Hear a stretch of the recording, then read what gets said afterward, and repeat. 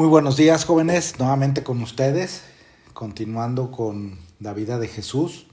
El día de hoy nuestra lección va a ser acerca del amor al prójimo.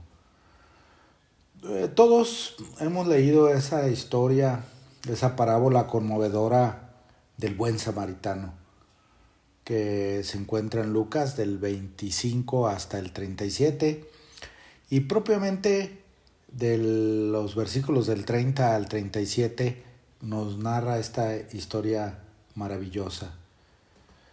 Dice la palabra de Dios en el 30, dice: respondiendo Jesús dijo: un hombre descendía de Jerusalén a Jericó y cayó en manos de ladrones, los cuales le despojaron e hiriéndole se fueron, dejándole medio muerto.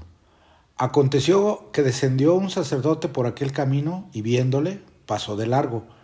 Asimismo un levita, llegando cerca de aquel lugar y viéndole, pasó de largo.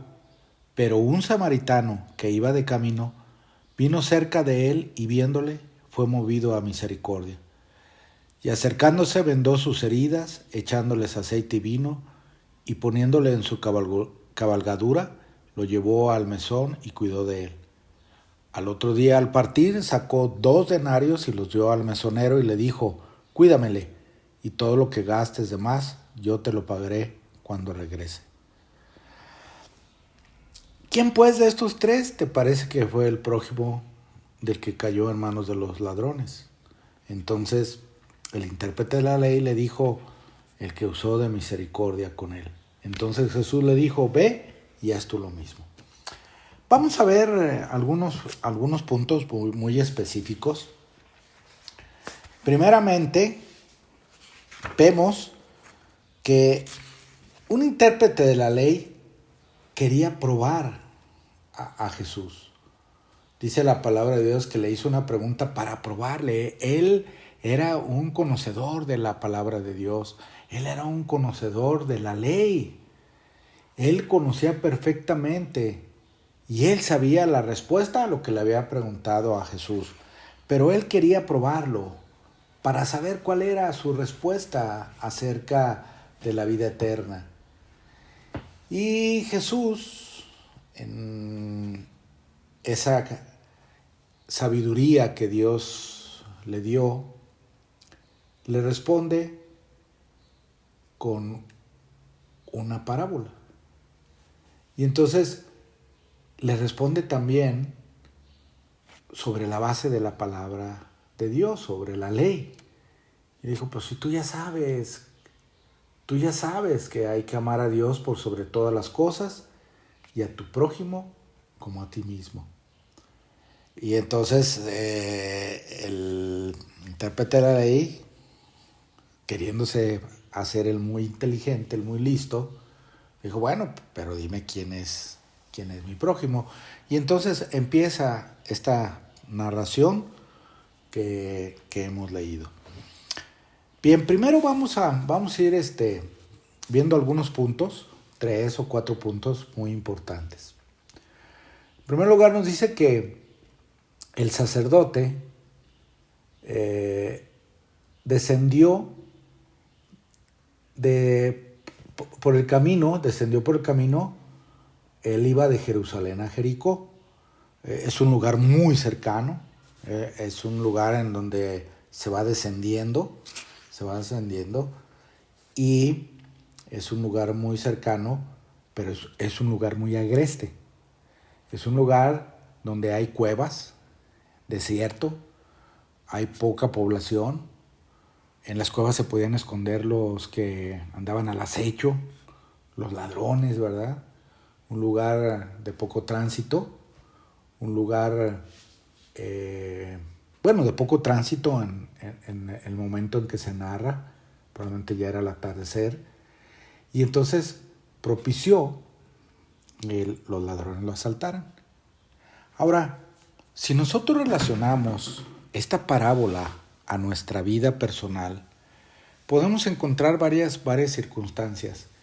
En primer lugar, ese camino de Jerusalén a Jericó, para ustedes es el camino que están viviendo. Un camino corto, un camino sinuoso, un camino difícil, un camino bello, hermoso, el que están ustedes viviendo como jóvenes, es decir, su juventud. Pero, ojo, en estos momentos, en los momentos que ustedes están viviendo como jóvenes, hay muchos merodeadores. Hay mucha gente mala que les quiere hacer daño. Hay mucha gente que está al acecho para asaltarlos. Y no estoy hablando del asalto físico. Estoy hablando del asalto terrible que es en su vida espiritual. ¿Cuántos ladrones están en cuevas? ¿Cuántas circunstancias están ahí queriéndolos a ustedes alejar del camino de Dios para llevarlos, asaltarlos, quitarles su salvación? Que eso jamás se va a poder dar, jamás, porque la salvación es de ustedes. Es un regalo de nuestro Señor Jesucristo a todos ustedes que ya han creído en Él y que nunca se los van a poder quitar. Sin embargo, el enemigo, ese enemigo que está nada más buscando la forma de hacerlos caer, ese enemigo que está buscando que ustedes se salgan del camino. Por lo tanto, eso es lo que nos representa este camino de Jerusalén a Jericó. Y dice que una vez que fue asaltado, siguiendo con la narración, lo golpearon casi hasta matarlo. Y entonces dice que pasaron por ahí tres personas. La primera de ellas era un sacerdote.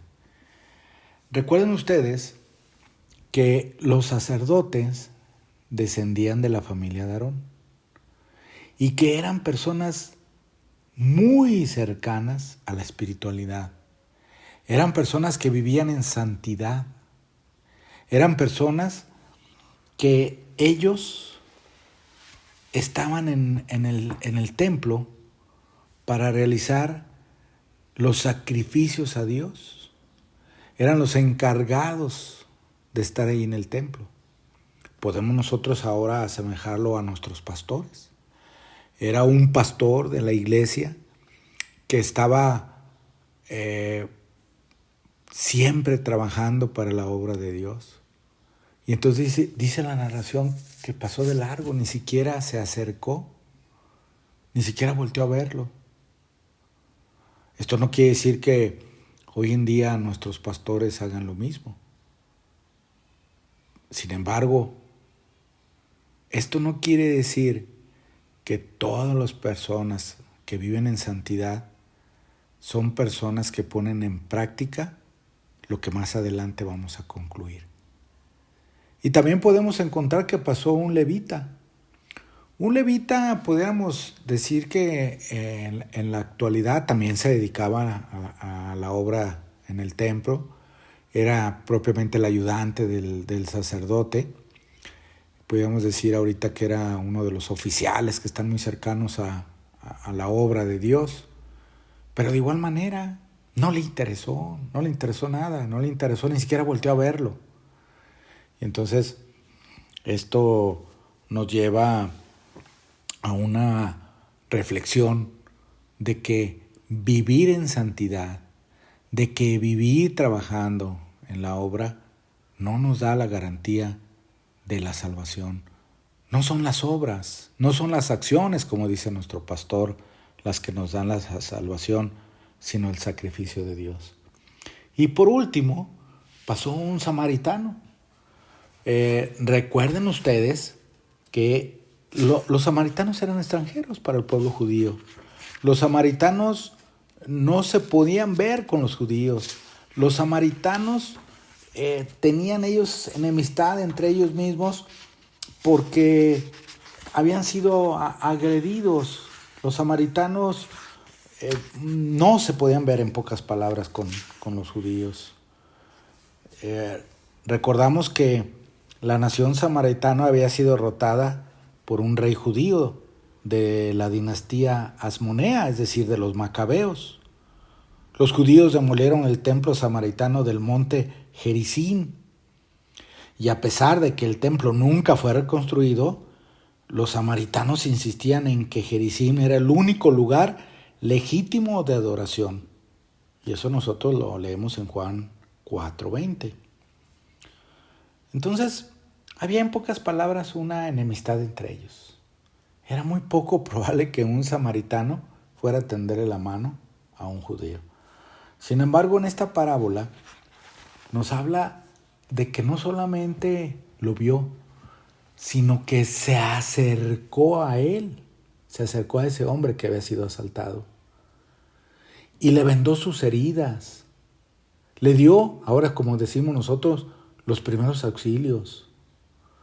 Después lo puso en su cabalgadura, imagínense nada más, en este camino que era una bajada o era una subida. ¿Sí?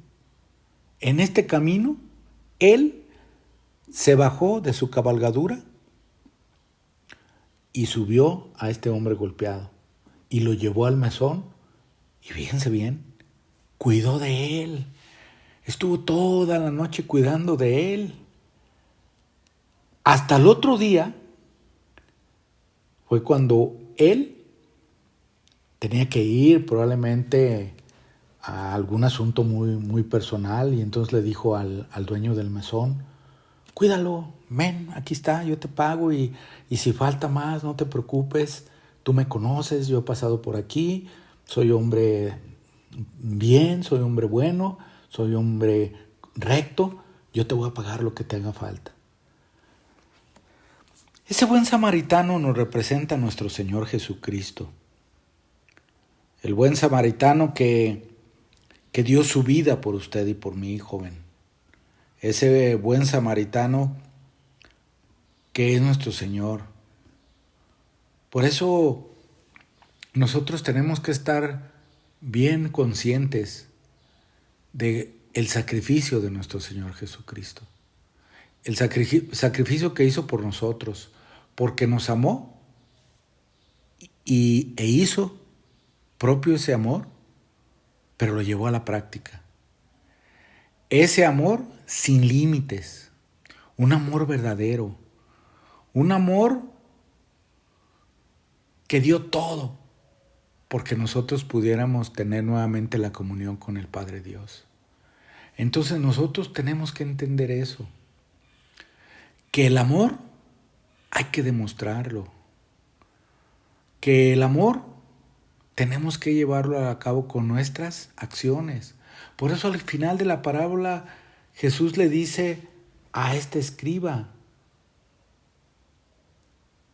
¿quién fue el que más hizo por el hombre que asaltaron? Y él dijo: el que usó de misericordia con él. Fíjense bien, el que usó de misericordia con él. Es decir, el que realmente hizo acciones. Los otros probablemente pues todos los días, y yo te amo en el amor del Señor, y yo te quiero, mi hermano, y te abrazo y muchas cosas. Pero no lo llevaban a la práctica, no lo llevaban a la acción. Por eso Jesús le dijo: pues entonces ve y haz tú lo mismo. En pocas palabras, ponlo en práctica. No lo digas, ponlo en práctica. Nuestro Señor Jesucristo lo puso en práctica, porque Él murió en la cruz por nosotros. Por eso yo simplemente quiero concluir diciéndoles que en esta etapa tan hermosa que ustedes están viviendo, pongan en práctica el amor por su prójimo. Pónganlo en práctica. Y ya en la próxima sesión, la próxima clase, veremos muy puntualmente todo lo que ustedes pueden hacer para poner en práctica el amor verdadero que es el amor a Cristo.